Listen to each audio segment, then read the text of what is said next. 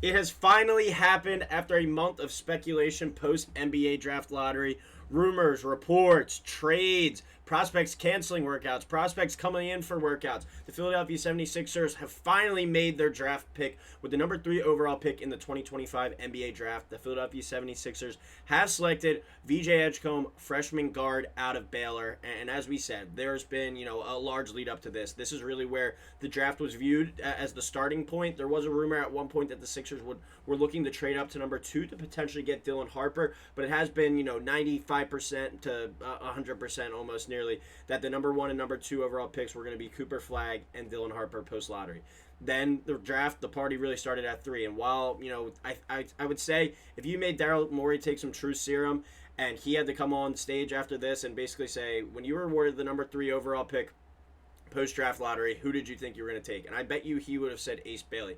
But over the past week or so, and even the past few weeks, there's been a lot of speculation that Bailey's camp did not want him to go to Philadelphia, obviously canceling the workout last week. I think that was a huge correlation, a direct tie to why the Philadelphia 76ers did wind up selecting VJ Edgecombe here at number 3 overall in this NBA draft. And Edgecombe, a really interesting prospect in his own right. We've talked about him a ton here on the channel, how he fits in, the projection of him to the NBA level. But this is a massive moment for the franchise. You had a season from hell last year, injuries to Embiid, injuries to Paul George, Jerry McCain looking like a star in the early going. He gets hurt. Tyrese Maxey in and out of the lineup all year with injuries as well. And this is your reward for the Sixers fans that basically you stuck it out last year, you watched, or maybe you just tuned him out. But this is something I think to get excited for.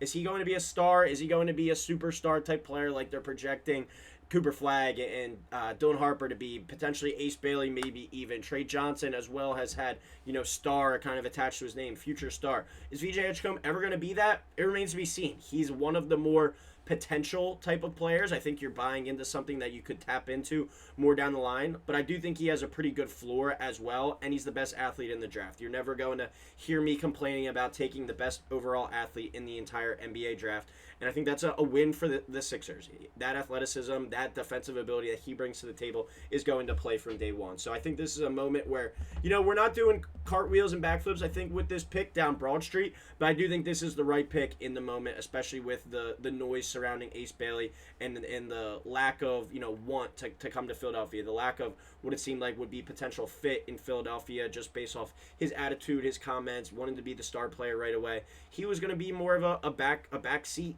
kind of guy over the next few years as he came up to speed, developed into the NBA player that he needed to be. But VJ Edgecombe is a guy I think you can throw right in that rotation right away.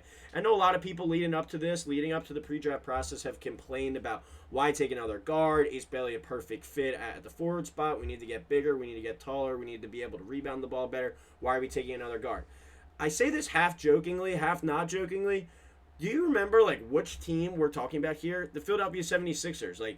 Sure, they're going to have a lot of guards, but this is a team that is consistently one of the more unlucky teams due to injuries. You can point to last year as a prime example. Joel Embiid out of the lineup basically the entire season. Paul George played, 30 games last season? Jared McCain, 20 games, tears his meniscus. Tyrese Maxey in and out of the lineup all year. You have to go trade for Quentin Grimes. He balls out after the trade deadline, but that's a player that wasn't even part of the plans going in to last season and what was supposed to be an Eastern Conference contender.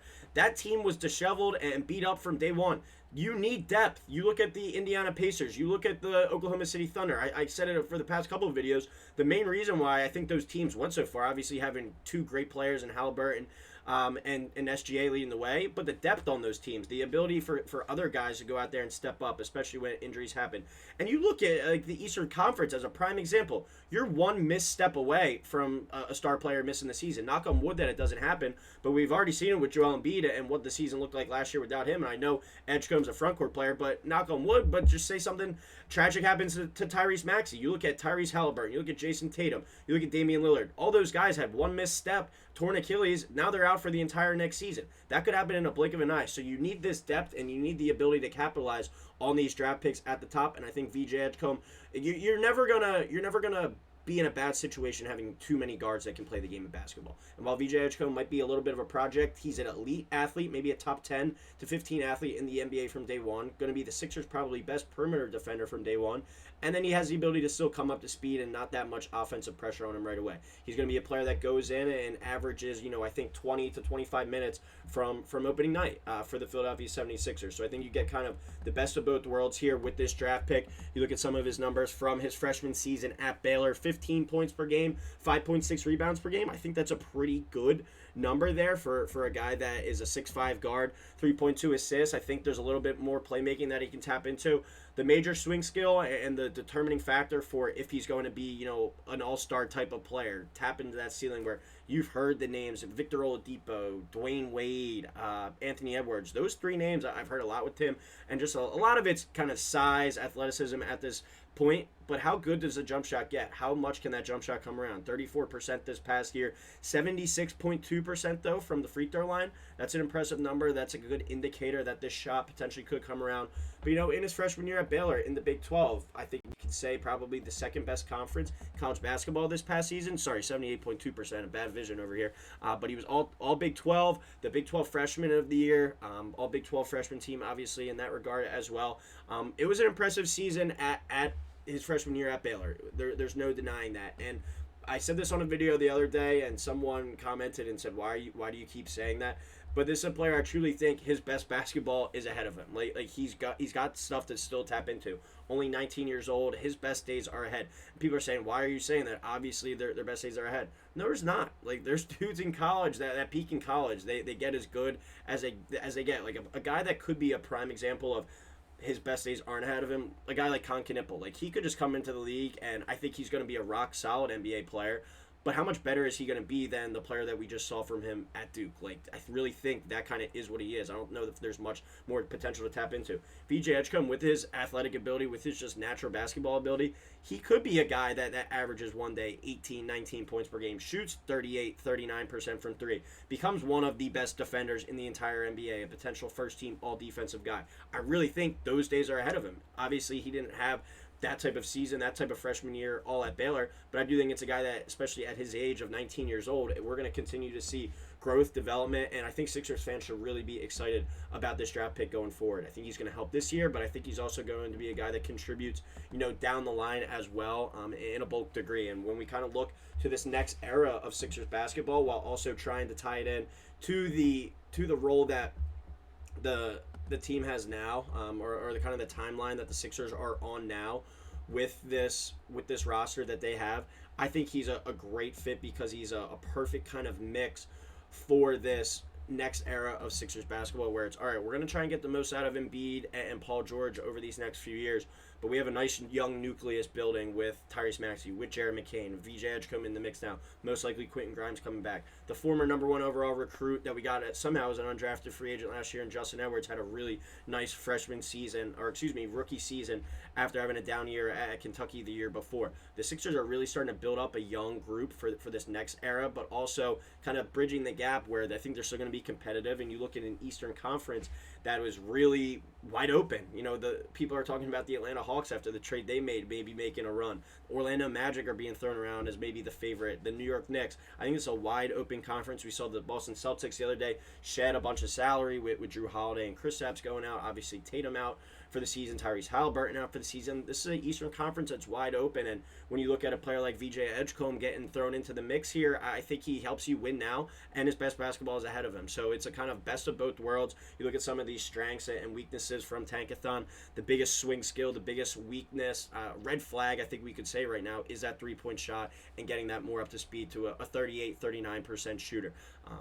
I think, though, outside of that, he brings a lot to the table that's going to be able to help you from day one.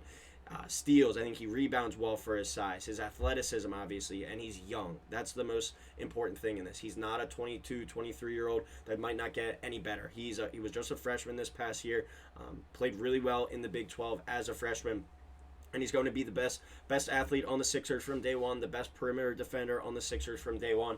I think the Sixers, I'm not going to call it an absolute home run here, because I do think at the end of the day, I still probably would have taken Ace Bailey just because of the long-term potential. I think with the circumstances with Ace Bailey, if you're up here at number 3 and you're swinging for a star, he's the star I probably would have taken, just because I think you need that kind of elite wing in the NBA to win today. But that's a story for another day. We're focused on this now. We'll see where Ace Bailey winds up, and it'll be an interesting career path to follow. But I do think the Sixers, once again, I won't say it's an absolute home run with this selection, but I do think it's a really strong pick. He's got good basketball ahead of him as well down the line in the future in terms of his potential, but also a guy that I think brings you day one skills with his athleticism, his rebounding, and his defense from day one. Does he get better? Does he work on that jump shot? Does he work on that handle and that playmaking ability?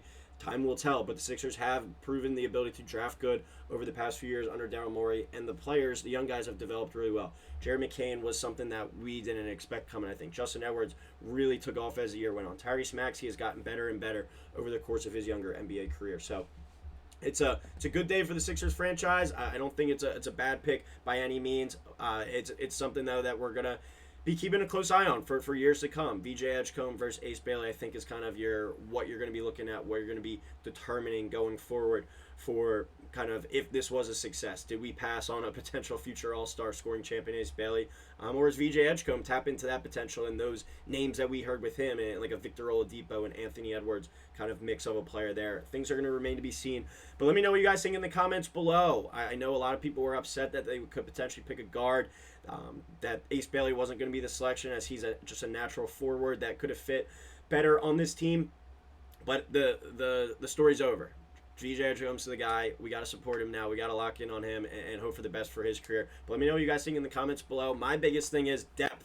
You're going to need a lot of guards. This is a Sixers team that has had bad injury luck over the years too. You're going to be rotating in guards, I'm sure, time and time again. So don't think this is a guy we're just drafting to store on the bench and play 15, 20 minutes a game. I think he's going to be 25 to 30 minutes a game from day one in the NBA. But let me know what you guys think in the comments below. We'll have some more videos coming up as well. We got the second round pick with the 35th overall tomorrow night, and then we're also going to be tapping into some potential undrafted free agents, and I'm going to try and give you guys a look ahead as well as some of the top names left on the board after night one. But let me know what you guys think in the comments below. Drop a like, drop a subscribe, and we will be talking to you soon here on Sixers Digest.